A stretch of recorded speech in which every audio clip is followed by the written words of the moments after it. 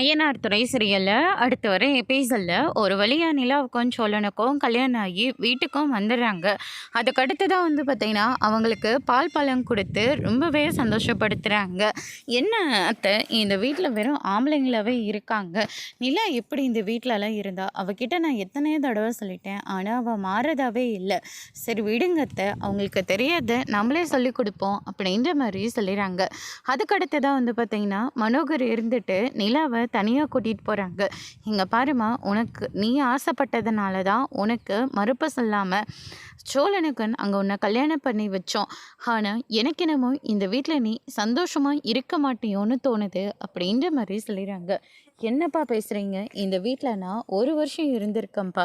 இந்த வீட்டில் எனக்கு ஒரு சின்னதாக ஒரு குறை கூட இருந்ததில்லை.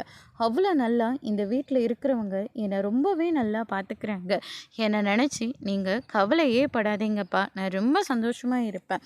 இந்த வீட்டாளுங்களும் ரொம்பலாம் ஸ்ட்ரிக்ட்டு கிடையாது, ரொம்ப நல்லா பார்த்துப்பாங்க அப்படின்ற மாதிரி சொல்லிடுறாங்க.